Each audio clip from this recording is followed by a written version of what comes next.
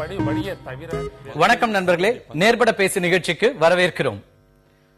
தமிழகம் முன்னேறிய மாநிலம் என்று பல்வேறு பரப்புரைகளில் நாம் பார்த்துக் கொண்டிருக்கின்றோம். மற்ற மாநிலங்களை ஒப்பிடும்போது தமிழகம் பல விதங்களில் முன்னேறி இருக்கிறது என்றெல்லாம் பரப்புரைகளை நாம் பார்த்துக் கொண்டிருந்தோம். அந்த முன்னேற்றம் எந்த வகையானதாக இருந்தது என்பதற்கான ஒரு விடையாக இருந்ததோ என்ற ஒரு செய்தியை பார்க்க முடிகிறது. தமிழக சட்டமன்றத்துக்கு தேர்ந்தெடுக்கப்பட்டிருக்கின்ற உறுப்பினர்களில் 170 பேர் கோடீஸ்வரர்கள். மற்ற எந்த மாநிலத்தை விடும் 5 மாநிலங்களில் தேர்தல் நடந்தது. இந்த 5 மாநில தேர்தல்களில் அதிகப்படியான கோடீஸ்வரர்கள் சட்டமன்றத்திற்குள் நுழைவது தமிழகத்தில் இருந்துதான். குறிப்பாக ஆளும் கட்சியாக இருக்கின்ற அதிமுக 134 சட்டமன்ற உறுப்பினர்களில் 91 பேர் கோடீஸ்வரர்கள் பட்டியலில் இடம்பெறுகிறார்கள். அதேபோல திமுகவிலிருந்து 73 பேர் அந்த பட்டியலில் இடம்பெறுகிறார்கள். 8 காங்கிரஸ் எம்எல்ஏக்களில் 5 பேர் கோடீஸ்வரர் பட்டியலில் இருக்கிறார்கள். இந்த பட்டியல் என்பது அவர்கள் கொடுத்த புள்ளிவிவரங்களின் அடிப்படையானதுதான். அது விவாதத்தை உருவாக்கி இருக்கிறது. சட்டமன்ற ஜனநாயகம் என்பது கேள்விக்குறியாகிறதா? இங்கே பணம் உள்ளவர்கள் மட்டுமே தேர்தலில் போட்டியிடக்கூடிய வாய்ப்பு அளிக்கப்படுகிறதா பெரிய கட்சிகளால்? அவர்கள் தான் தேர்ந்தெடுக்கப்படுகிறார்களா? பணம் தான் பிரதானமாக இருக்கிறதா என்கிற கேள்வி ஒரு பக்கம் எழ, இன்னொரு பக்கம் இந்த 6 முனை போட்டி, பலமுனை போட்டி, பலவிதமான வாய்ப்புகள் இருக்கிறது வாக்காளர்களுக்கு என்றெல்லாம் பேசப்பட்ட தேர்தலில் 1.3% கிட்டத்தட்ட 5,60,000க்கு மேற்பட்ட மக்கள் வாக்காளர்கள் நோட்டாவை தேர்ந்தெடுத்திருக்கிறார்கள். இந்த யார் மீதும் எங்களுக்கு நம்பிக்கை இல்லை என்று 5 லட்சத்திற்கும் மேற்பட்டவர்கள் சொல்லியிருப்பது என்பது புறம் தள்ளக்கூடியதல்ல. அவர்கள் தேர்தலுக்கு வந்து வாக்களிக்காமல் போகிறவர்களுடைய எண்ணிக்கை வேறு. ஆனால் எங்களுடைய எதிர்ப்பை காண்பிக்கிறோம், நாங்கள் இவர்கள் யார் மீதும் நம்பிக்கை கொள்ளவில்லை, யார் மீதும் எங்களுக்கு நம்பிக்கை இல்லை என்கிற அந்த பதிவு 5,60,000க்கும் மேற்பட்டவர்களிடமிருந்து வந்திருப்பது என்பது இந்த ஜனநாயகத்தின் மீது நம்பிக்கை இழக்கிறதா அல்லது தேர்தல் நடைமுறையின் மீது அதிகப்படியான நம்பிக்கை இழப்பு என்பது கூடிக்கொண்டே இருக்கிறதா? இதுதான் இன்றைய விவாத பொருளாக இருக்கிறது. இன்றைக்கு நம்மோடு இணைகிறார்கள் திரு சி செல்வராஜ், ஊழல் எதிர்ப்பு குழுவிலிருந்து, திராவிட முன்னேற்ற கழகத்திலிருந்து திரு மனு, அதேபோல அண்ணா திராவிட முன்னேற்ற கழகத்தின் சார்பாக அதனுடைய கூட்டணி கட்சியின் இந்திய தேசிய முஸ்லிம் லீக்கினுடைய திரு ஜவஹர் அலி, மக்கள் நல கூட்டணியின் சார்பாக விடுதலை சிறுத்தைகள் கட்சியினுடைய ஷானவாஸ், ஆலூர் ஷானவாஸ் களத்திலிருந்து நேரடியாக இங்கே வந்திருக்கிறார். குன்னம் சட்டமன்ற தேர்தலில் போட்டியிட்டு சிறந்த ஒரு நல்ல ஒரு வாக்குப்பதிவு இருந்தது, ஆனாலும் கூட வெற்றி பெற முடியாத ஒரு சூழல் இருக்கிறது. அவருடைய தேர்தல் உட்பட எல்லாமே இன்னைக்கு விவாதிக்கப்பட இருக்கிறது. அவரே கூட அதற்கான ஒரு உதாரணமாக இருக்கலாம். ஒருவேளை நம்ம விவாதத்திற்கு செல்லலாம். இந்த கோடீஸ்வரர்கள் பட்டியல் அப்படிங்கறத வச்சுதான் இன்னைக்கு இடங்கள் ஒதுக்கப்படுகிறதா? 170 பேர் கோடீஸ்வரர்களாக இருக்கிறார்கள். அதிலும் குறிப்பாக அதிமுகவிலிருந்து தேர்ந்தெடுக்கப்பட்டவர்கள் 91 பேர். அவர்கள் கொடுத்த அந்த அபிடவிட்ல இருந்து சொல்லப்பட்ட இந்த நம்பர். கோடீஸ்வரர்கள் எம்எல்ஏ ஆகக்கூடாதா?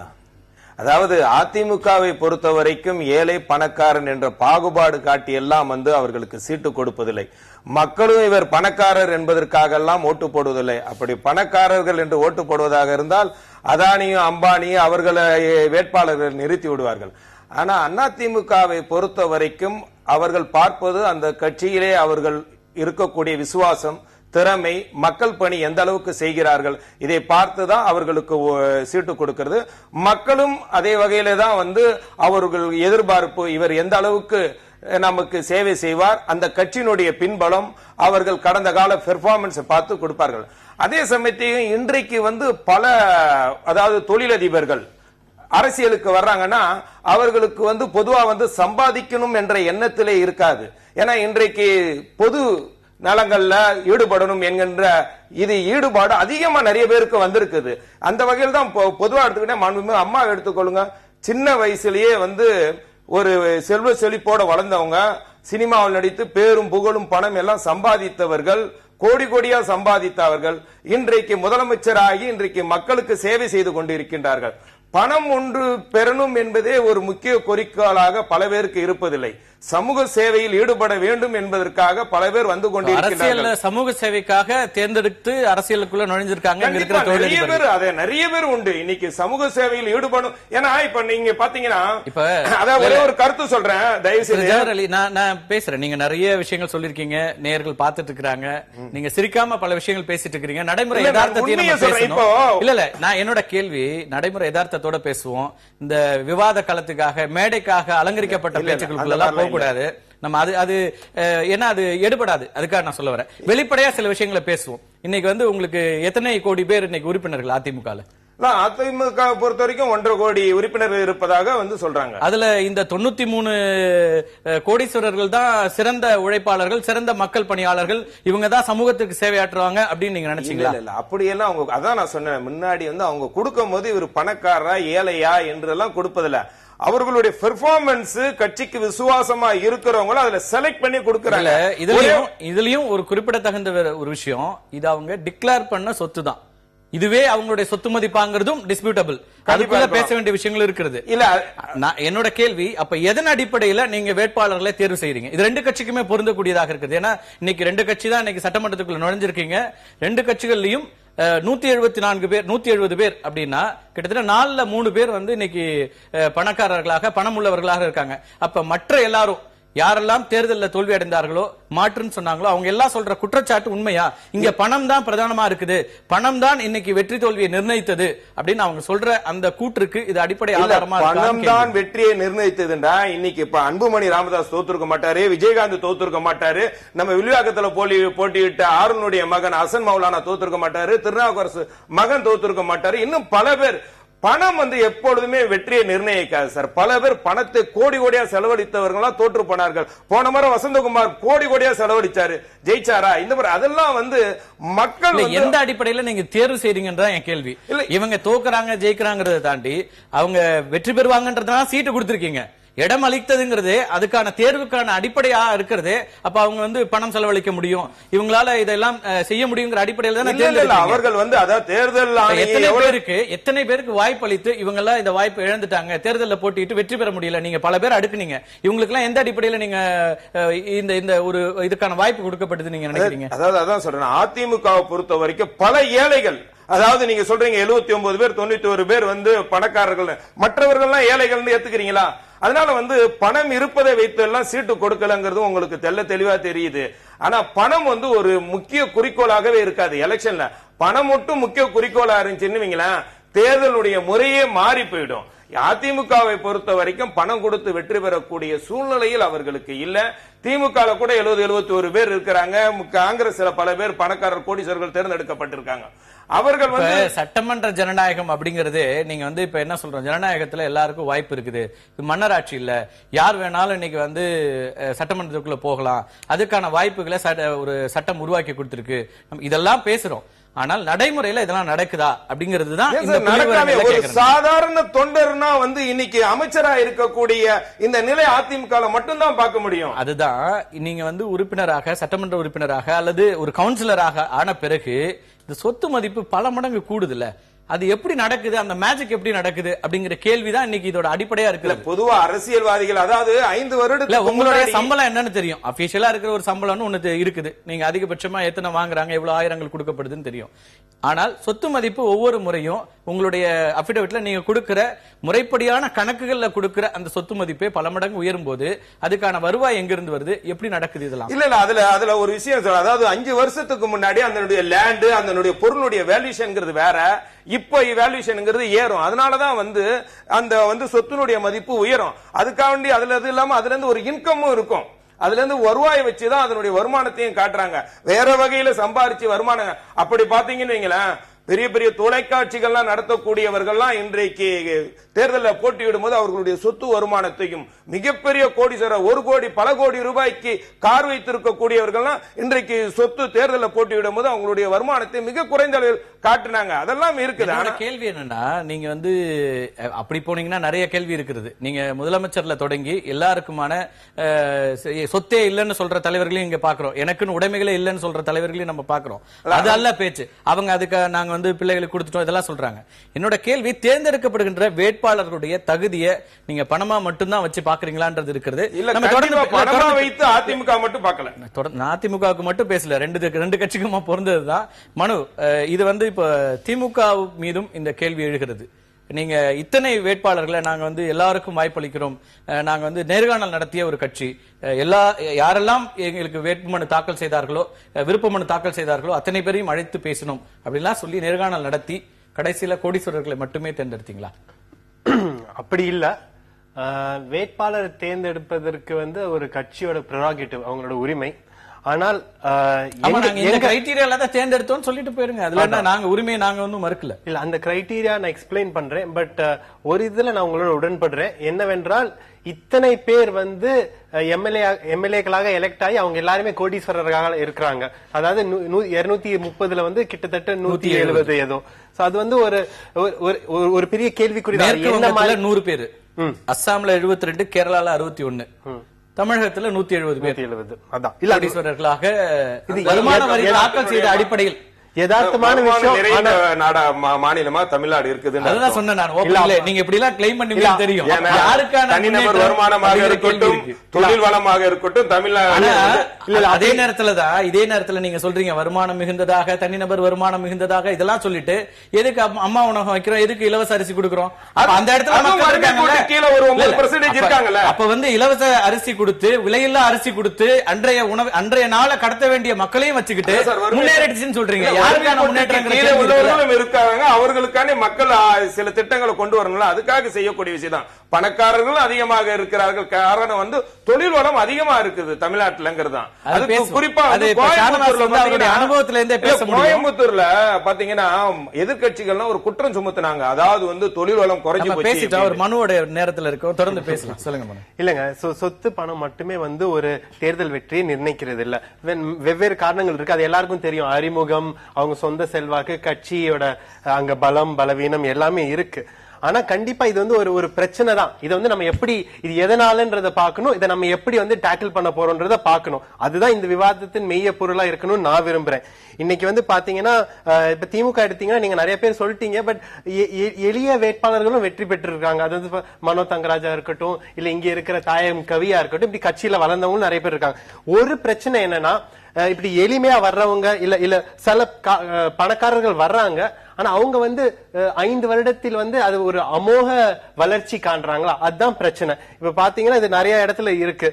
பட் இதை வந்து எப்படி தடுத்து நிறுத்தணும்? ரெண்டாவது வந்து இந்த தருணத்தில் வந்து இப்ப தேர்தல் கமிஷனோட நடவடிக்கை எப்படி இருக்கு? இப்ப வந்து நீங்க பாத்தீங்கன்னா குறிப்பிட்ட இது வந்து 25 லட்சம் தான் உச்சவரம்பா நிர்ணயித்து இருக்கிறாங்க. 28 லட்சம். இப்ப வந்து 28 லட்சம் கிட்ட எல்லாரும் ஒரு 20 to 25 lakhs ஸ்பெண்ட் பண்றாங்கன்னு வச்சுக்கோங்க. அப்படின்னா யாரால இப்ப 25 லட்சம் ஸ்பெண்ட் பண்ண முடியும்? 1 கோடி இருக்கிறவரால தான். 30 லட்சம் இருக்கிறவர் 25 லட்சம் ஸ்பெண்ட் பண்ண மாட்டார். சோ அப்படி பாத்தீங்கன்னா நம்ம இன்னைக்கு வச்சிருக்க அளவுகோல் வந்து கோடீஸ்வரர். சோ நிறைய பேர் கோடியில வருவாங்க. இப்ப தேர்தல் ஆணையம் வந்து 25 வைக்க கூடாதா? அதுல வந்து அந்த உச்சவரம்பை எடுத்துறணுமான்ற ஒரு கேள்வி இருக்கு. அப்படின்னு சொல்ல வரல. உச்சவரம்புன்றது அவசியம். ஆனால் எப்படி வந்து எல்லாருக்கும் ஒரு சமமான ஒரு ஈக்குவல் லெவல் பிளேயிங் ஃபீல்ட் கொண்டு வரணும்னு பாக்கணும். இப்ப ஃபார் எக்ஸாம்பிள் பாத்தீங்கன்னா இப்ப நம்ம ஒரு டிவி டிஸ்கஷன் இருக்கு. இதுல வந்து 3 கட்சிகள்ல இருந்து பிரதிநிதிகள் வந்திருக்கோம். இப்ப இந்த தேர்தல் சமயம் வச்சுக்கோங்க, பரப்புரை சமயம், கேம்பெயின் டைம்ல வந்து அவங்க 3 பேருக்கும் ஈக்குவல் டைம் கொடுக்குறீங்களா? இதே மாதிரி வந்து விளம்பரம் எடுத்துக்கோங்க. இது வந்து தனியார் ஊடகம் மட்டும் சொல்லல, யாரா இருந்தாலும் இதை செய்யலாம். எல்லாருக்கும் வந்து 5 மினிட்ஸ் நாங்க டெய்லி கொடுக்கிறோம், உங்களுக்கு என்ன ஆனாலும் அட்வர்டைஸ் பண்ணிக்கோங்க, உங்க தலைவர்கள் கவரேஜ் வந்து நாங்க ஈக்குவலா பண்ணுவோம். இதெல்லாம் வந்து நிறைய இஷ்யூஸ் இருக்கு, நடந்துட்டு இருக்கு. இல்ல கண்டிப்பா அப்படிதான் சொல்றேன். அந்த மாதிரி நிறைய பண்ணதான் அது இம்ப்ரூவ் ஆகும். கடைசியா வந்து பாத்தீங்கன்னா இன்னைக்கு தேர்தல் ஆணையத்தை வந்து இன்னைக்கு பெரிய கேள்விக்குறி என்னன்னா, இப்ப சமீப காலத்துல வந்து நிறைய பணப்பட்டுவாடா பண்ணிருக்காங்க. 2 தேர்தலை நிறுத்தி இப்ப திருப்பி அதை போஸ்ட்போன் பண்ணிருக்காங்க. அது எந்த அடிப்படையில பண்றாங்க? அப்படி அந்த நிறைய பணப்பட்டுவாடா நடந்திருக்குன்னா தேர்தலை நிறுத்துறது மட்டும் இல்ல, அங்க இருக்கிற அந்த கேண்டிடேட்ஸ் மேல நடவடிக்கை எடுக்கணும்.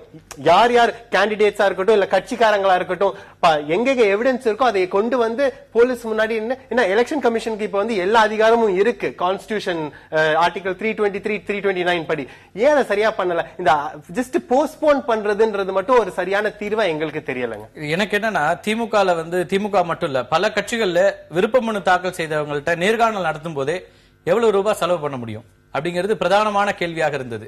அதன் அடிப்படையில வேட்பாளர்கள் தேர்ந்தெடுக்கப்பட்டு அதுலதான் இந்த புள்ளி விவரங்களுடைய எண்ணிக்கை கூடுதுன்னு நான் நினைக்கிறேன். இந்த கோடீஸ்வரர்களுடைய பட்டியல் அப்படிங்கிறது கூடுவதாக தெரிகிறது. ஷானவாஸ், அப்படி இல்லைன்னா அதை கேட்ப அவர்கிட்ட. நீங்க வந்து களத்திலையும் இருந்தீங்க, குன்னம் சட்டமன்ற தேர்தலில் நேரடியாக களத்தில் இறங்கி செலவு பண்ணீங்க. இந்த வரம்புக்குள்ள செலவழித்த வேட்பாளர்களுக்குள்ள ஒருவராக இருக்கலாம் அப்படிங்கிற ஒரு கணிப்பு இருக்கிறது. பொதுவாகவே இது வந்து இதை எப்படி பாக்குறது? இப்ப வந்து லெவல் பிளேயிங் ஃபீல்டு இருக்கணும் அப்படின்னு மனு ஒத்துக்கிறாரு. ஆனால் அப்படியான ஒரு ஃபீல்டா இந்த தேர்தல் இருந்துச்சா? கட்டாயமா இல்ல, ரொம்ப கொடூரமா இருந்தது. அதுவும் ஒரு ஆக்டிவிஸ்டா நம்ம வந்து களத்தை இவ்வளவு நாளா வெளியே இருந்து பார்த்திருக்கிறோம்.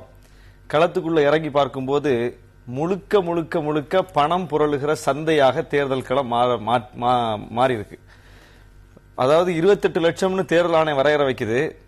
அந்த 28 லட்சம்ங்கிறது அதுவே மிகப்பெரிய ஒரு மோசடின்னு நினைக்கிறேன் நான். ஏன்னா களம் வந்து ஒரு சுயேட்சைக்கும் ஒரு பெரிய கட்சியினுடைய வேட்பாளருக்கும் சமமான களமா இருக்கணும். 28 லட்சம் யாரால செலவு பண்ண முடியும்? இப்ப என்னால 28,000 கூட செலவு பண்ண முடியாது. ஆனா நான் இன்னைக்கு 28 லட்சத்தை கிட்டத்தட்ட தொட்டிருக்கேன், செலவு பண்ணிருக்கேன். யாருடைய பணம்?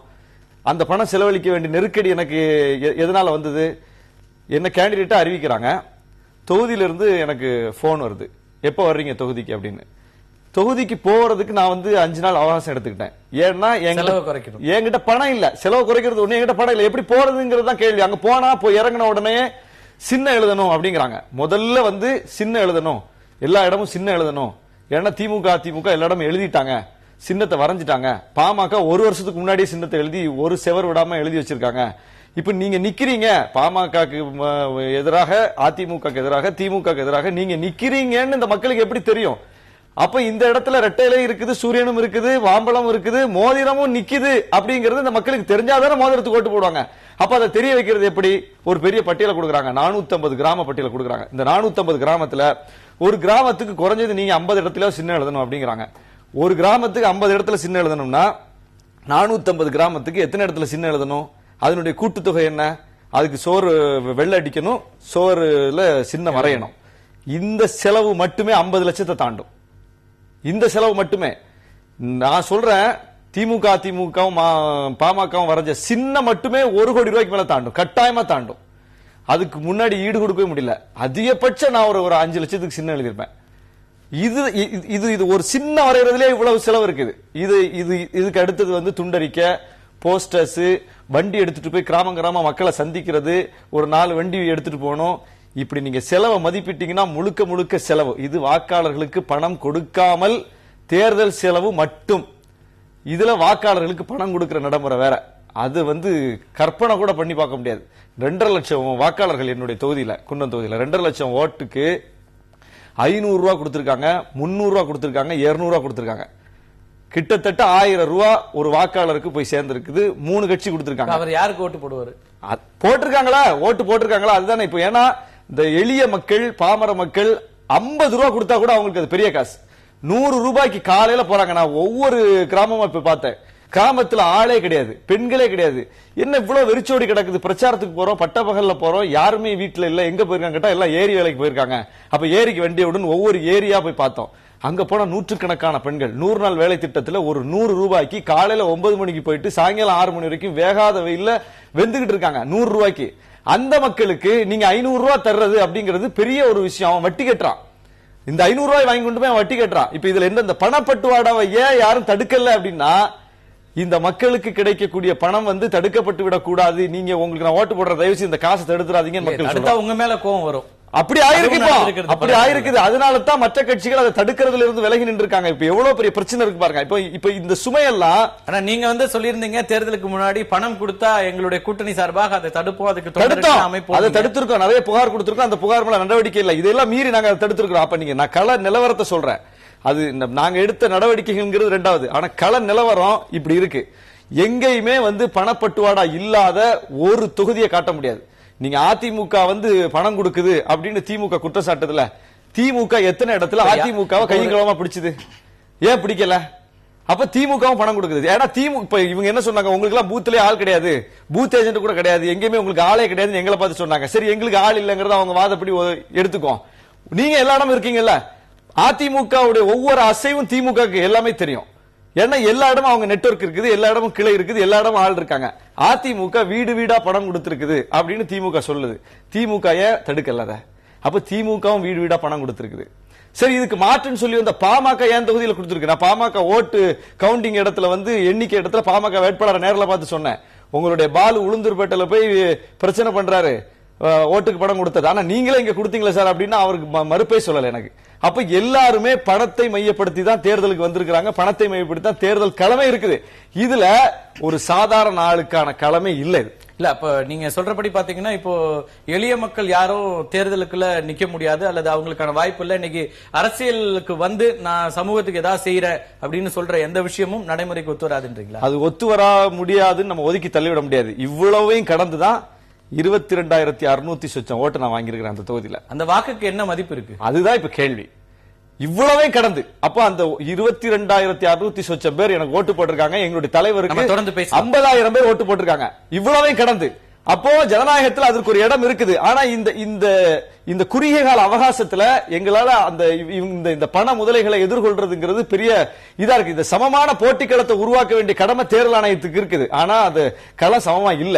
நம்ம தொடர்ந்து பேசலாம். ஒரே ஒரு நிமிஷம் சார், அதாவது ஒரு பிரேக் போக வேண்டியிருக்கு. நம்ம தொடர்ந்து பேசுவோம். அதுக்கு முன்னாடி ஊழல் எதிர்ப்பு இயக்கம் இதெல்லாம் எப்படி பாக்குது? நம்ம எல்லாமே பணமாக இருக்கிறது, எல்லாமே பணத்தை வச்சு பிரதானமாக இருக்கிறது. நம்ம பேசிட்டு இருக்கோம். சட்டமன்ற ஜனநாயகம் இருக்கிறது. யார் வேணாலும், ஒரு எளிய மக்கள் யார் வேணாலும் இன்னைக்கு வாக்களிக்கப்பட்டு அரியணையில் அமர முடியும். அதுதான் இன்னைக்கு ஜனநாயக மக்களாட்சி அப்படின்னு சொல்றோம். நடைமுறையில் அப்படி ஒரு விஷயமே இல்ல. பணம் பெற்று எல்லாம் ஓட்டு போடுறாங்கன்னு சொல்றது வாக்காளர்களை கொச்சப்படுத்துற மாதிரி தான். சிலர் வாங்கியிருக்கலாம், இல்ல ரெண்டு கட்சியும் கொடுத்திருக்கலாம். ஆனா அவங்களுக்கு யாரு கொச்சைப்படுத்துவதாக இருக்கிறதுன்னு சொல்லியே நீங்க இதுல இருந்தெல்லாம் ஜஸ்டிஃபை பண்ணி வெளியே எல்லா வாக்காளர்களும் ஒரு சிலர் வாங்கினா கூட அவங்க 2 பேருக்கு வாங்கினா ஒருத்தருக்கு தான் ஓட்டு போட முடியும். தொடர்ந்து பேசலாம். ஒரு சிறிய இடைவேளைக்கு பிறகு நேர்பட பேசி தொடரும். பிரேக் முன்னாடி ஜவஹர் அலி, நீங்க மக்களை கொச்சைப்படுத்துறதாக ஆகும், வாக்காளர்களை கொச்சைப்படுத்துவதாக ஆகும் நீங்க. ஆனால் திருமாவளவன் உள்ளிட்டவர்கள் சொல்றது என்னன்னா, இந்த 2 கட்சிகளும் வாக்காளர்களையே கரப்ட் பண்ணிட்டாங்க, இந்த சிஸ்டத்தையே கரப்ட் பண்ற ஒரு பெரிய வேலையில இருக்கீங்க அப்படிங்கிற ஒரு குற்றச்சாட்டு எல்லாம் முன்வைக்கிறாங்க. இது வாக்காளர்களையும் சேர்த்து அவங்க மனநிலையும் சேர்த்து மாற்றுகிற ஒரு மிகப்பெரிய ஒரு தவறான ஒரு செயலை தொடர்ந்து செய்யறாங்கன்றதுக்கு நம்ம பேசலாம். இவரோட முதல் கட்ட கருத்தை கேட்கிறோம். முன்னாடி இல்ல, தேர்தலுக்கு முன்னதாக தேர்தலுக்கு முன்னாடியே சொன்னாங்க, இந்த தெருவுல பணம் கொடுத்துட்டாங்க, அந்த தெருவுல கொடுக்கல, அந்த தெருவுல கொடுத்துட்டாங்க, இந்த தெருவுல கொடுக்கல. எனக்கு என்னன்னா இது 60ல இருந்து இருக்கு, இது ஒன்னும் புதுசு இல்ல, இப்படி எல்லாம் சொல்றதன் மூலமா மாற்றத்தை அதெல்லாம் நடக்குது. அதேதான் பெருசா நாங்க தேர்தல் ஆணையத்தை சொல்லுவாங்க, இல்ல பணத்தை பத்தி சொல்லுவாங்க, வேற எதுக்கு சொல்ல முடியாது. பணப்பட்டுவாடா நடக்கவே இல்லையா எங்கேயும்? பணப்பட்டுவாடா, அதாவது வாய்ப்புள்ளவர்கள் 2 தொகுதிகள்ல ஏன் தேர்தல் ஆணையம் தேர்தல் ஆணையம் நிறுத்தி வச்சிருக்காங்க? தேர்தல் ஆணையம் அதிகாரப்பூர்வமா சொல்லுது 2 கட்சிகளை சார்ந்தவர்களுடையும் பணம் பட்டுவாடா செய்யப்பட்டிருக்குன்னு அதிகாரப்பூர்வமா சொல்லுது. தேர்தல் ஆணையத்துக்கு ஒரு அதிகாரம் இருக்கு. அதாவது பணத்தை கொடுத்து வெற்றி பெற்றாருன்னா அவருடைய தகுதி நீக்கம் செய்யறது கூட அதிகாரம் இருக்குல்ல, அது தேர்தல் ஆணையம் செய்யும்ல. அப்ப பணம் யாரும் கொடுக்கல, யாரும் இது வெற்றி பெறுதுன்னு அர்த்தம். அதாவது பணம் சிலர் கொடுத்திருக்கலாம், அதாவது வாய்ப்புள்ளவர்கள் கொடுத்திருக்கலாம். அது ஒரு கட்சி முழுக்க கொடுத்தது ஏற்றுக்கொள்ள வகையில இல்ல. நம்ம பேசலாம். திரு செல்வராஜ், இந்த சிஸ்டம், இப்ப இந்த தேர்தல் நடைமுறை இதெல்லாம் எப்படி பாக்குறீங்க நீங்க? இந்த தேர்தல் நமக்கு ஒரு புதிய உண்மையை வெளிக்காட்டி இருக்கிறது. எப்படின்னா, 170 பேர் கோடீஸ்வரர் இருக்கிறதா சொன்னீங்க நீங்க. ஆனா அதே நேரத்தில் 300 ரூபாய் 500 ரூபாய் வாங்கக்கூடிய நிலைமையில் பல கோடி மக்கள் இருப்பதாக சொல்லுகிறீர்கள். மலைக்கும் மடுவுக்கும் உள்ள வித்தியாசம். இந்த 170 பேர் கோடீஸ்வரர் இருப்பவர்கள் எங்கிருந்து இந்த பொருளை எல்லாம் சம்பாதித்தார்கள் போட்டு பார்த்தோம்னா, ஒரு சிலர் வேணும்னா தொழிலதிபர்களா ஜவஹர் அலி சொல்றாரு, சமூக அக்கறையில பல தொழிலதிபர்கள், சில தொழிலதிபர்கள் இருப்பார்கள், சில தொழிலதிபர்கள் இருப்பார்கள். ஆனால் பெரும்பான்மையோர் அரசியல் மட்டும்தான் அவர்களுக்குள்ள ஒரே தொழில். அவர்களுக்கு எங்கிருந்து வந்தது? நீங்க சொன்ன அந்த அபிடவிட் எடுத்து புரட்டி பாத்தீங்கன்னா, இந்த கேண்டிடேட்டை விட கேண்டிடேட் வீட்டுக்காரமா இருக்கிறாங்க பாத்தீங்களா, அவங்க சொத்து அதிகமா வச்சிருக்கிறாங்க. ஆனா அவங்க எல்லாம் ஹவுஸ் ஒய்ஃபா இருந்துட்டு புருஷனை விட மனைவி அதிகமான சொத்து வச்சிருக்கிறாங்க. அந்த இதையும் நம்ம பார்க்கணும். அது இப்ப கொச்சப்படுத்துறதுன்னு சொன்னார் அவரு. கொச்சப்படுத்துறது இல்ல, அவங்களுடைய வறுமை நிலை அவங்கள வாங்க வைக்கிது, அவ்வளவுதான். சொன்னார்ல, 500 ரூபாய் கிடைச்சதுன்னா அதை கொண்டு போய் வட்டிக்கு வாங்கின காசை வட்டியை திருப்பலான்னு சொல்லி சொன்னார். இந்த மாதிரி நிலைமையில தான் வச்சிருக்கிறாங்க. இப்ப இந்த தேர்தல் முடிவு எதை நமக்கு வெளிக்காட்டுதுன்னா, நமக்கு 3 வகையாக பொதுமக்கள் இந்த அரசியலாளர்களை பிரித்திருக்கிறார்கள் என்று எனக்கு படுகிறது. ஒன்னு தனி கொள்ளை, இன்னொன்னு கூட்டு கொள்ளை அல்லது குடும்ப கொள்ளைன்னு சொல்லலாம், இன்னொன்னு கொள்ளையடிப்பதற்காக வாய்ப்பு தேடுபவர்கள். இந்த 3 விதமாக பொதுமக்கள் இந்த தேர்தலில் இருந்த வேட்பாளர்களை பார்த்திருக்கிறார்கள் என்று என்னுடைய கணிப்பு. இதுல ஏற்கனவே 2 எஸ்டாப்ளிஷ்டு கொள்ளை, அதுல எந்த மாற்றம் இல்லை, யாருக்கும் டிஃபரன்ஸ் ஆஃப் ஒப்பீனியன் இல்ல. புதுசா வந்து சேர்றாங்க பாத்தீங்களா, இவங்களை ஏன் நல்லவங்களா அவங்களாவது இருந்துட்டு போகட்டுமே, அவங்களை ஏன் கொள்ளையர்கள் பட்டியல்ல சேர்க்கணும்னு நினைச்சு அவங்களை எல்லாம் மொத்தமா தொடச்சு தள்ளினதா கூட இதை எடுத்துக்கலாம்ல. அந்த ஒரு ஃபார்முல கூட ரிசல்ட் அப்படியும் அதை பார்க்கலாம்ல. இப்ப இன்னைக்கு நோட்டாவுக்கு இவ்வளவு ஓட்டு வந்திருக்குதுன்னா தேர்தல் கமிஷன் சொல்லிட்டு இருக்காங்க 100% ஓட்டு நாங்க போல் வைக்க போறோம்னு சொல்லிட்டு. ஆனா தேர்தல் கமிஷன் எதிர்பார்த்தது நடக்காது. ஏன்னா பெரும்பாலான வாக்காளர்கள் இங்க இருக்கக்கூடிய இந்த அரசியல் சாக்கடை பார்த்து வெறுப்படைஞ்சு போய் விரக்தியில உட்கார்ந்து இருக்கு. என்ன செய்யறாங்க நான் கேக்குற, பெரும்பான்மையான வாக்காளர்கள் இருக்கட்டும், இப்ப 70% பேர் ஓட்டு போட்டிருக்காங்க, 75% கிட்டத்தட்ட 74% வாக்களிச்சிருக்காங்க. அவங்களுக்கு இந்த சிஸ்டம் மேல நம்பிக்கை இருக்குது. மிச்சம் இருக்கிற 24% நம்பிக்கை இழந்துட்டாங்க, இந்த சிஸ்டமே மொத்தமா கெட்டு போயிருக்குன்னா நீங்க எல்லாம் என்ன செஞ்சாங்க? அந்த 24 பேர் இந்த சிஸ்டத்தை கிளீன் பண்றதுக்கு என்ன செஞ்சாங்க? வெறுமனே உட்கார்ந்து பேசுவதும் அல்லது எழுதுவது மட்டுமே சரியாயிடுதா? அவங்களோட உள்ள குறைபாடு இருக்கு, வாஸ்தவம் தான், இல்லைன்னு சொல்லல. அவர்கள் எல்லாம் வெளியே வந்திருந்தாங்கன்னால் இந்த ஓட்டிங் பேட்டர்ன் இருக்கு பாத்தீங்களா, இன்னும் வேற வித்தியாசமா வந்திருக்கும். அவங்க எல்லாம் வரமாட்டேங்கிறாங்கன்னா நிறைய சுயநலவாதிகள் இருக்கிறாங்க. இது அதுக்கு மேல இந்த வெறுப்பு தன்மை இதெல்லாம் வச்சுட்டு அவங்க பேசாம அவங்க வீட்டுக்குள்ளே எப்படி பண்ணிருக்காங்க? என்னோட கேள்வி, இருக்கிற வாய்ப்புகள்ல இன்னைக்கு வந்து 6 முனை போட்டி, அது மட்டும் இல்ல, ஒரு தொகுதியில குறைஞ்சபட்சம் 10 ல இருந்து 20 வேட்பாளர்கள் இருக்காங்க. இருக்கிறதுல ஒரு நல்ல வேட்பாளரை தேர்ந்தெடுக்கிறத விட்டுட்டு நல்ல வேட்பாளர்கள் அப்ப அதுக்குள்ள வரலன்னா ரொம்ப மோசமான ஒருத்தர் தானே தேர்வாக வேண்டியிருக்கு. நல்ல வேட்பாளர்னு யாரை எந்த அடிப்படையில தேர்ந்தெடுக்கிறது அதை கூட கணிக்க முடியல, யாருமே இல்லையா? அதாவது ஒருத்தர் வேட்பாளரா நிக்கிறாருன்னா அவரை பத்திய எல்லா விஷயங்களும் தெரிஞ்சிருக்கணும். இப்ப தமிழ்நாட்டில் இருந்த இந்த வேட்பாளர்கள் பட்டியலில் பெரும்பாலானவங்க எல்லாருமே புதியவர்கள், இந்த சமுதாயத்திற்கு அறிமுகமாகாத நபர்கள். சமுதாயத்துக்கு அறிமுகங்களுக்கு வாய்ப்பு இல்லைங்கன்றீங்க, புதியவர்களுக்கு வாய்ப்பு அளிச்சா அறிமுகமாக எந்த நம்பிக்கை? அதாவது வாய்ப்பு அளிக்கணும்னா இப்ப நான் உங்களுக்கு ஓட்டு போடணும்னா உங்க மேல எனக்கு ஒரு நம்பிக்கை வரணுமா வேண்டாமா? அந்த நம்பகத்தன்மை எப்போ வருதோ அப்பதான் ஒரு நம்பிக்கையா. வேட்பாளரை பார்த்து மட்டுமா வாக்களிக்கிறாங்க? கட்சியை பார்த்துதான், சின்னத்தை பார்த்துதான் வாக்களிப்பாங்க. கட்சியை பார்த்து முடிவு பண்ணாங்க. இந்த உதிரி கட்சிகளை எல்லாம் ஒதுக்கி தள்ளிட்டு இந்த 2 தான் அவங்களுக்கு இருந்த சாய்ஸ். 2ல எதை பாக்குறது அப்படின்னு பார்த்தாங்க, ஏதோ ஒண்ணுல போட்டு விட்டாங்க. அதுதான் இன்னைக்கு இருக்கக்கூடிய யதார்த்த நிலைமை. இதுல முக்கியமான அம்சம் என்னன்னா, எல்லாருமே நம்ம அரசியல்வாதியை மட்டும்தான் பார்த்துட்டு இருக்கிறோம். ஆனா ஒரு வகையில பார்த்தாச்சுன்னா அரசியல்வாதி பரவாயில்ல, அரசியல்வாதியோட மிக மோசமான ஒரு குரூப் இருக்கு. என்ன தெரியுமா? இந்த அரசியல்வாதிகளை எல்லாம் ஆட்டி படைத்துக் கொண்டிருக்கக்கூடிய அரசு பணியாளர்கள். நம்ம எல்லாம் அதிகாரிகள் ரொம்ப அன்போ பவ்யமா சொல்லுவோம்ல, அதிகாரிகள் அவங்க தான் இவங்களை எல்லாம் ஆட்டி படைச்சிட்டு இருக்கிறது. ஏன்னா பெரும்பாலான அரசியல்வாதிகளுக்கு நிர்வாகத்தை பத்தி அனுபவம் இல்லை. அனுபவம் இல்லாத போது இந்த அபிஷியல்ஸ் தான் டிபெண்ட் பண்ண வேண்டிய கட்டாயத்தில் இருக்கிறாங்க. இந்த அபிஷியல்ஸ் எப்படி இருக்கிறாங்கன்னா, நீங்க இப்ப சொன்னீங்கல்ல 170 பேர் தான் கோடீஸ்வரர்னு. இந்த அபிஷியல்ஸ் லிஸ்ட் எடுத்து பாத்தீங்கன்னா அது ஆயிரக்கணக்கில் இருப்பாங்க. இந்த அரசியல்வாதிகளை விட அதிகமாக சொத்து சேர்த்தவர்கள் யார் என்று கணக்கு பார்த்தீர்களானால் இந்த அபிஷியல்ஸா தான் இருப்பாங்க. இவங்க கொள்ளையடிக்கிறதுக்கு இந்த அரசியல்வாதிகளை பயன்படுத்திட்டு இருக்கிறாங்க. இன்னும் குறிப்பா ஒண்ணு சொல்லணும்னா, நீங்க சொன்னீங்கல்ல அபிடவிட்ல நிறைய பேர் வருமானமே இல்லைன்னு சொல்லி இருக்கிறாங்க. ஆனா இந்த எம்எல்ஏ சிட்டிங் எம்எல்ஏ இருந்தா ஒரு வருஷத்துக்கு 6 லட்சத்துக்கு மேல சம்பளம் வாங்குறாங்க ஆஸ் எம்எல்ஏ. யாருமே அந்த வருமானத்தை காட்டல. குறிப்பா 2 எம்எல்ஏக்கள் இல்லைன்னு போட்டாங்க, வருமானமே இல்லைன்னு. இன்னும் ஒரு சில ஆட்கள் 1.5 லட்சம் 2 லட்சம் 2.5 லட்சம் காமிச்சு அது இடதுசாரிகள்ல கட்சிக்கு கொடுத்துருவாங்க. அந்த சம்பளத்தை கட்சிக்கு கொடுத்தா என்ன சார், யாருக்கு வேணா சாக்கடையில் தூக்கி போடட்டும் சார். அதனால இல்லைன்னு இவர்களுக்கு அவங்களுடைய சம்பளம் என்பது கட்சிக்கு போய்டும். எம்எல்ஏ அதெல்லாம் அபத்தமான வாதம். எம்எல்ஏ இருந்து வாங்கிய சம்பளம் இவருடைய வருமானம். கட்சிக்கு கொடுக்கலாம், இல்ல ஒரு நிறுவனத்துக்கு. இவருடைய வருமானத்தை வைத்து வருமானம் எவ்வளவுன்னு தான் கேக்குறாங்க. வருமானத்தை சொல்லணும் இல்ல, அப்புறம் வேணா நான் கட்சிக்கு கொடுத்துட்டு அதுக்கு என்ன எக்ஸம்ஷன். வருமானத்தை தாண்டி நோட்டா விஷயத்துல இப்ப வந்து இப்படி 5.6 லட்சம் பேர் இப்படி போயிருக்காங்கன்றதுல அரசியல் கட்சிகள் என்ன ஒரு பார்வையை முன்வைக்கிறாங்கன்னா, இவங்க எல்லாருமே ஒரு வெறுப்பு மனப்பான்மையில இருக்கிறாங்க.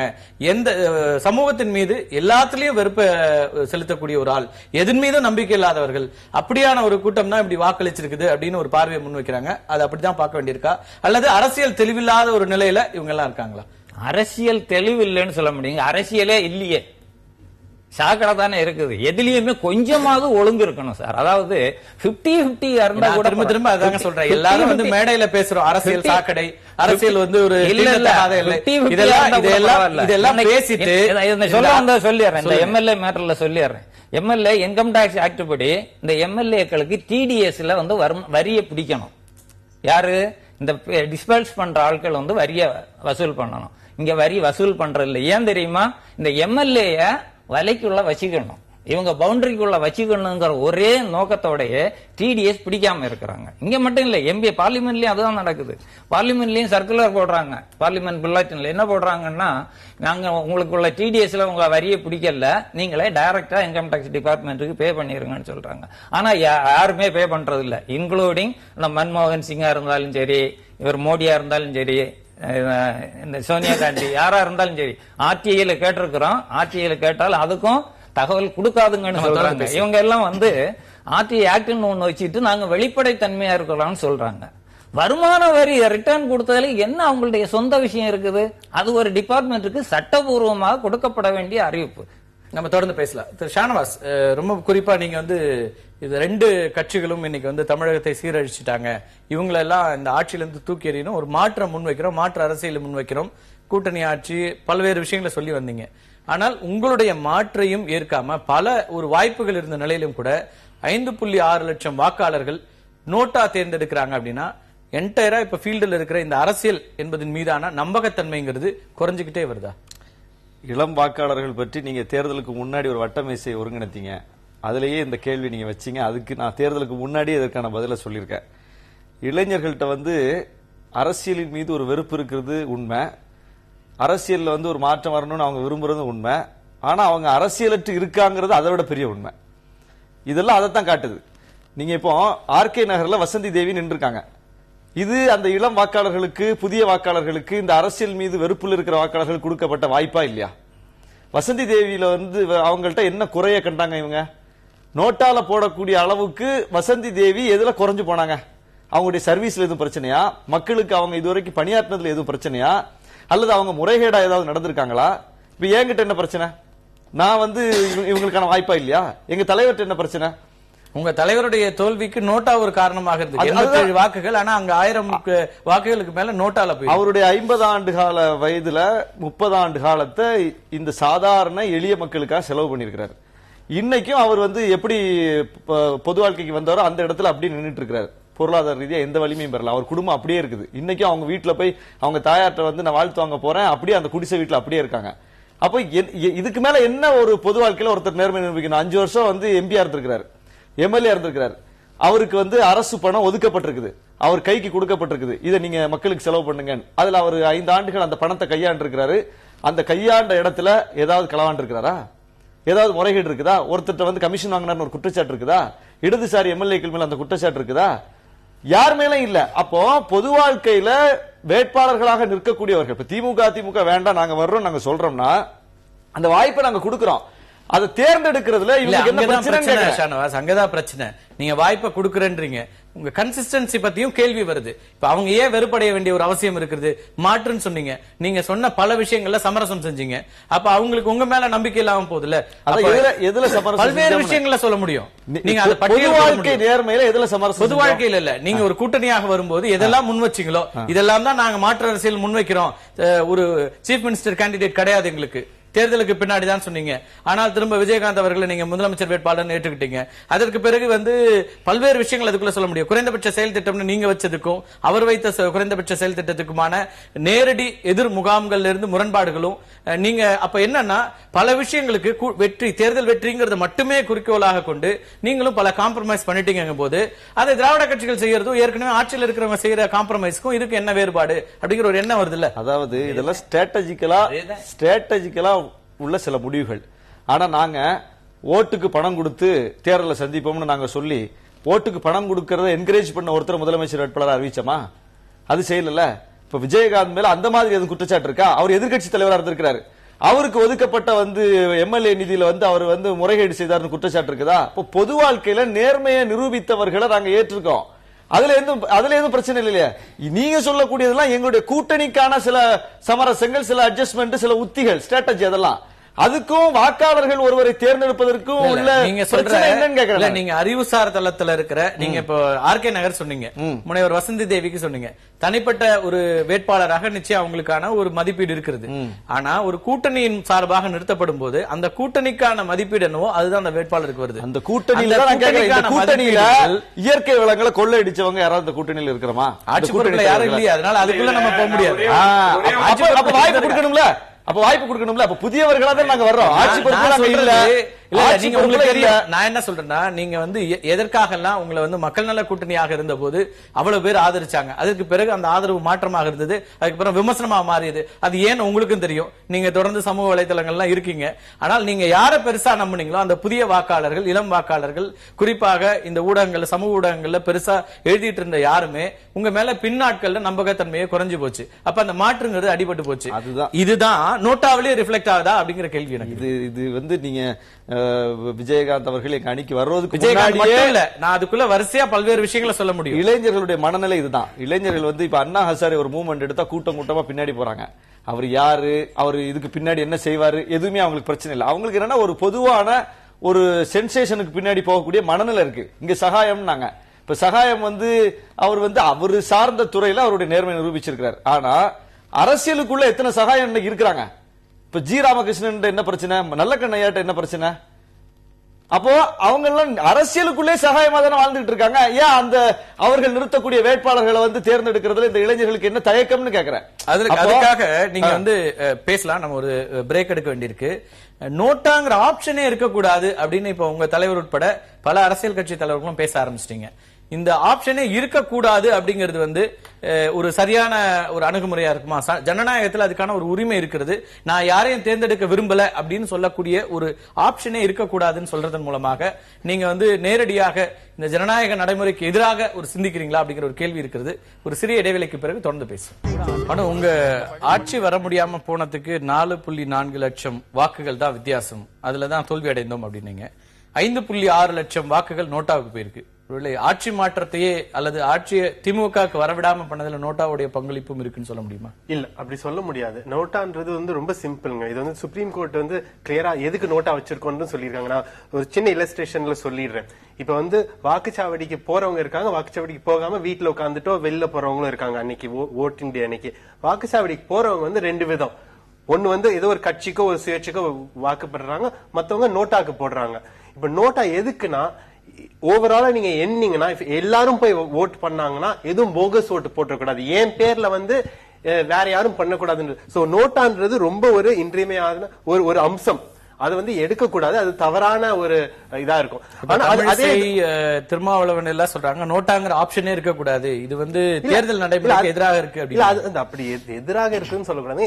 இட் இஸ் செல்ஃப் கிரிட்டிக், வந்து ஒரு சுய விமர்சனமா நம்ம எடுத்துக்கணும். எப்படின்னா இவ்வளவு ஆப்ஷன்ஸ் நம்ம கொடுத்தோம். கட்சியா இருக்கிற கிருஷ்ணசாமி கூட சொன்னாரு, நோட்டாவாலையும் தான் நான் வந்து என்னுடைய தோல்வி அடைஞ்சேன். நானே இல்லங்க, ஒருத்தவங்க தோல்வி அடையும் போது அப்படி அவங்க ஃபீல் பண்ணலாம், அதுல ஒரு நியாயமும் இருக்கு. ஆனா நம்ம இங்க என்ன பேசுறோம்னா இண்டிவிஜுவல் கேசஸ் இல்ல, நோட்டான்றது தேவையா இல்லையான்றதுதான். இப்ப நோட்டான்றதை வந்து ஓவராலா எப்படி பார்க்கணும்? நான் ஒரு திமுக பிரதிநிதியா சொல்ல, எல்லாருக்கும் பொதுவா சொல்றது என்னோட கருத்து வந்து நோட்டான்றது வந்து எந்த ஒரு அரசியல் ஆப்ஷனும் எங்களுக்கு தேவையில்லை அப்படின்னு சொல்றாங்க. அப்படியும் சில மக்கள் இருக்கிறாங்க.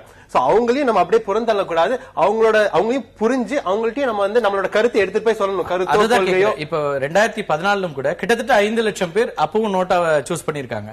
அப்ப இந்த எண்ணிக்கைங்கிறது கூடிக்கிட்டு தான் இருக்கு, கடந்த 2014 விட கூடுது. அப்போ அந்த அரசியல் மீதான நம்பகத்தன்மை அப்படிங்கிறது குறைஞ்சிட்டே இருக்குதா புதிய வாக்காளர்கள்ட்ட அல்லது ஏற்கனவே இருக்கிற வாக்காளர்கிட்ட? இத்தனை வாய்ப்புகள் இருந்து, இத்தனை கட்சிகள் இருந்து, இத்தனை கூட்டணிகள் இருந்து இது எதுவுமே வேண்டாம் அப்படின்னு சொல்ற எல்லைக்குள்ள அரசியல் இருக்குதுங்கிறதையும் பார்க்கணும்ல. ஆமா, நீங்க சொல்றதை பார்த்தா ப்ரொபோர்ஷன் குறைஞ்சிருக்கு. ஏன்னா அப்ப இருக்கிறதோட இன்னைக்கு வந்து அதிகமான புது வாக்காளர்கள் வந்திருக்காங்க. சோ அதே 5 லட்சம் குறைஞ்சிருக்கு. பட் 5 லட்சம்ன்றதே நல்லது இல்ல. நம்ம அதே வந்து அரசியல் கட்சிகள் எல்லாம் சேர்ந்து அதை எப்படியாவது நொறுக்கி உடைக்கணும், அதுதான் மெயின் இது. பட் நோட்டான்றது தேவை. நீங்க ராஜஸ்தான்லயும் 5 லட்சம் பேர் 2 இயர்ஸ் முன்னாடி, மத்திய பிரதேஷ்லயும் 6 லட்சம் பேர் கிட்ட நோட்டா போட்டிருக்காங்க. இது இந்தியால மட்டும் இல்ல, பிரான்ஸ், பெல்ஜியம், ஸ்பெயின், நிறைய நாடுகள்ல இருக்கு. So as a democratic concept வந்து நோட்டா நோட்டான்றது தேவை. அது எப்படி புரிஞ்சுக்கணும்னா அது வந்து ஒரு அரசியல் மீது உள்ள ஒரு விமர்சனமா புரிஞ்சுக்கணுமே தவிர ஒரு இண்டிவிஜுவலா நம்ம வந்து இது எனக்கு எதிரானது என்னை தோக்கடிக்கிறதுக்காக நோட்டா போட்டாங்கன்றது இல்ல. நோட்டாவால கிட்டத்தட்ட 25 பேருடைய வெற்றி வாய்ப்புங்கிறது போயிருக்கு. கம்பேர் பண்ணா 2வது இடத்துக்கு வந்தவங்களுடைய அந்த வாக்கு சதவீதத்தை விட நோட்டா அதிகமா போயிருக்கு. இந்த தொகுதிகள் நோட்டா இல்லாத பட்சத்துல அவங்க வந்து வாக்குச்சாவடிக்கு வந்திருப்பாங்களான்ற ஒரு கேள்வி இருக்குல்ல. அவங்க என்னோட கெஸ் வந்து அவங்க வந்திருக்கவே மாட்டாங்க. அன்னைக்கு வீட்டுல உட்கார்ந்து திட்டிட்டு இருந்திருப்பாங்க. பட் இன்னைக்கு அவ்வளவு தூரம் வந்து ஒரு மழையிலயோ வெயிலையோ வந்து சென்னையில வந்து 55% ஏதோதான். இப்ப அதுலயே வந்து ஒரு கணிசமான வந்திருக்காங்கன்னா அது வந்து ஒரு வரவேற்கத்தக்கதுதான். ஜவஹர் அலி, அப்ப இந்த சிஸ்டம் மேல ஒரு பெரிய நம்பிக்கையின்மை இருக்கு. நீங்க வந்து எல்லாரும் தொழிலதிபர்கள் எல்லாம், அப்புறம் முக்கியமா எல்லாருமே வந்து இங்க சர்வீஸ்க்காக வராங்க, அரசியல் மூலமாக சமூகத்திற்கு சேவையாற்ற வர்றாங்க சொல்றீங்க பெரும்பான்மையானவர்கள். அப்படின்னா இத்தனை லட்சம் பேருக்கு ஏன் வந்து அந்த பெரும்பான்மையானவர்கள் மேல நம்பிக்கை இல்லாம போகுது? இல்ல அது சொல்றேன். அதுக்கு முன்னாடி சகோதரர் சொன்னார் மக்கள் நல கூட்டணி தலைவர்கள் மீது என்ன குறை இருக்குதுன்னு கேட்டாரு. அதாவது ஒரு முதலமைச்சர் வேட்பாளர் என்பதற்கு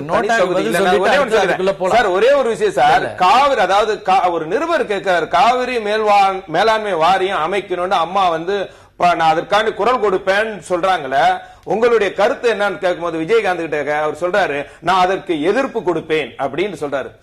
இவர் எப்படி மக்கள் முதலமைச்சர் வேட்பாளராக ஏற்றுக்கொள்வார்கள்? அது ஒரு கருத்து. அது இல்லாம பல தொகுதிகளில் வந்து சில தொகுதிகளில் நோட்டாவை விட குறைந்த வாக்குகள் மக்கள் நல கூட்டணி பெற்றார்கள் என்றால் இதுவும் ஒரு காரணமா இருக்கு. பொதுவா நோட்டா வந்து மக்கள் நல கூட்டணிக்கு குறைவா போனது வந்ததெல்லாம் அப்புறம் பேசலாம். உங்களுக்கு எதிராக நீங்க வந்து இப்ப திரும்பவும் மீண்டும் ஆட்சிக்கு வந்திருக்கிறோம், எங்களுக்கு வந்து மக்களுடைய சப்போர்ட் இருக்கு அப்படின்னா சொன்னா இத்தனை பேருடைய அதிருப்தி, அதாவது வெறும் வீட்டுல உட்கார்ந்துட்டு இருக்குல்ல, இங்க வந்து நான் வந்து யாரையும் வாக்களிக்க விரும்பல, எனக்கு யாரும் பிடிக்கல, எனக்கு விரும்பக்கூடிய அளவுல எந்த கட்சியும் இல்ல, எந்த வேட்பாளரும் இல்ல அப்படின்னு சொல்லக்கூடிய இடத்துல இருக்கிறதையும் நீங்க புரிய வேண்டியிருக்கு இல்லையா? அதாவது அது மக்களுக்கு வந்து ஓட்டை பத்தி விழிப்புணர்வு இல்லைன்னு தான் நான் நினைக்கிறேன். ஏண்டா நோட்டா கண்டு தனி அதிகாரம் இல்ல, அது வந்து எப்படி அது ஒரு செல்லாத ஓட்டு மாதிரிதான். இப்ப அது பொதுவா நோட்டா யார் சொன்ன மாதிரி பயன்படுத்த முடியாது, மிஸ்யூஸ் பண்ணிட முடியாது. அத வந்து இல்ல அது இல்ல, அவங்க இளைஞர்கள் போடுறது அவங்களுக்கு வந்து யாரு வெற்றி பெறணும், யாரு வெற்றி அந்த எண்ணம்லாம் இல்ல, போகணும், ஓட்டு போடணும், ஒரு பேஸ்புக்ல அப்டேட் பண்ணணும், என்னுடைய ஃப்ரெண்ட் விங்கர் வந்து காட்டணுங்கிற நிலை இன்றைக்கு இளைஞர்கிட்ட நிறைய பேர்கிட்ட இருக்குது.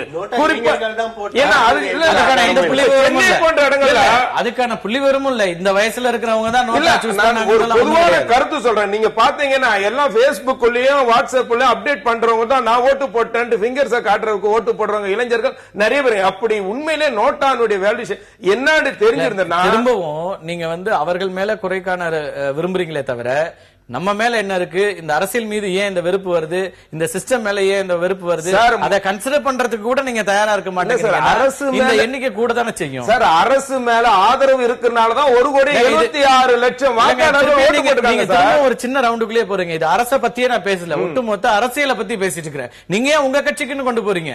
எல்லாருக்கும் எதிரானதுதான் இது. அந்த விஷயம் இருக்கு. நம்ம பேச கட்சிகள் எல்லாம் நோட்டாங்கிற ஒரு ஆப்ஷனே இருக்கக்கூடாது அப்படிங்கிறாங்க. நீங்க எப்படி பாக்குறீங்க? அதாவது கட்சிகள்லாம் இன்னைக்கு என்ன பாக்குறாங்கன்னா, பொதுமக்களை விட மேலானவர்கள் அரசியல்வாதிகள்ங்கிற ஒரு எண்ணம் இருக்குது. உண்மை நிலை என்ன? பொதுமக்களால் தேர்ந்தெடுக்கப்படக்கூடிய பொதுமக்களின் பிரதிநிதிகள் தான் இவங்க.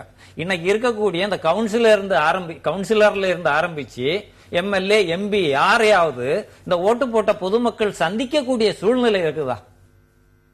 யாரையுமே பார்க்க முடியாத போனாலும், அப்படியே வீடு தேடி போனாலும் மணிக்கணக்கா அந்த நாய் மாதிரி காவல் காத்துட்டு இருக்க வைக்கிறாங்க. அப்ப இவங்க என்ன நினைக்கிறாங்க? அதான் பொதுமக்களை விட இவர்கள் மேலானவர்கள் என்ற எண்ணம் இருக்குது. அப்படிதான் இவங்களை கொள்ளையடிச்சு சேர்க்கிறாங்க.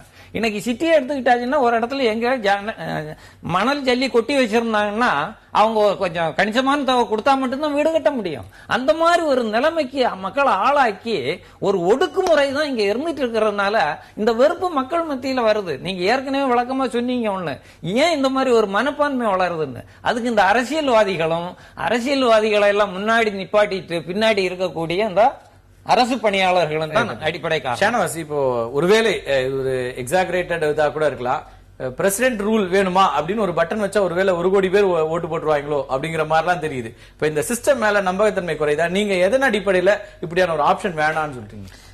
தேர்தல் என்பதே ஒரு போட்டிக்கான களம். பல பேர் போட்டிடுவார்கள், அதுல யாரோ ஒருவர் வெற்றி பெறுவார். அப்போ யாரையோ ஒருவரை தேர்ந்தெடுப்பதற்காகத்தான் அந்த தேர்தலை நடத்தப்படுது. யாரையுமே தேர்ந்தெடுக்க வேண்டாம்னா தேர்தலே தேவையில்லை. அப்போ யாரையோ ஒருவரை தேர்ந்தெடுப்பதற்காக நடத்தப்படக்கூடிய தேர்தல்ல ஒரு போட்டிக்கான களத்துல என்ன பிரச்சனை, யாரையுமே எனக்கு தேர்ந்தெடுக்க விருப்பம் இல்லைங்கிற ஆப்ஷன் எதுக்கு? இல்ல அங்க என்ன பிரச்சனை இருக்குன்னா, மக்களாட்சி தத்துவம் முறையாக நடந்ததுன்னா அந்த மக்களாட்சியின் மீதான நம்பகத்தன்மை வரும். அது மக்களாட்சிங்கிறது அது ஒரு எலெக்ஷன் ப்ராசஸ் இருக்கு. அதுக்கு பிறகு அது மன்னராட்சியாக மாறுதா, அல்லது அப்படி ஒரு தனிநபர் சார்ந்த அரசியலா மாறுது, அல்லது ஒரு பவர் சென்ட்ரிக் அரசியலா மாறுதுங்கும் போதுதான் நீங்க சொன்ன மாதிரி வாக்காளர்களுக்கான குறைந்தபட்ச மரியாதையே இல்ல, அல்லது ஒரு சிட்டிசனுக்கான என்ன ரைட்ஸோ அதை கூட பாக்குறது இல்ல. அப்படிங்கும் போது அரசியல்வாதிகள் மேல நம்பகத்தன்மை, அது அரசியல்வாதிகள் மீதான நம்பகத்தன்மை அப்படிங்கிறது அந்த இடத்துக்கு வரக்கூடாது. தேர்தல் சமமாக இல்ல.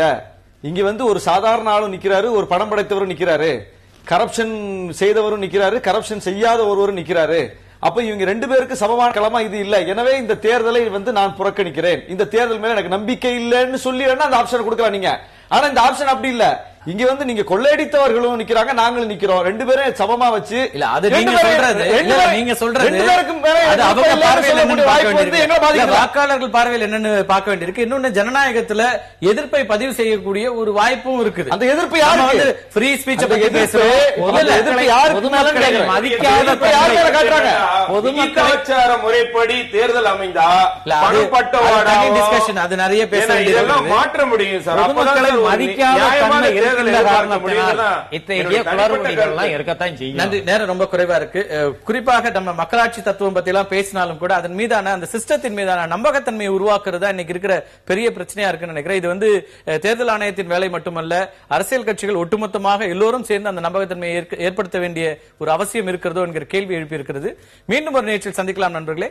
நன்றி, வணக்கம்.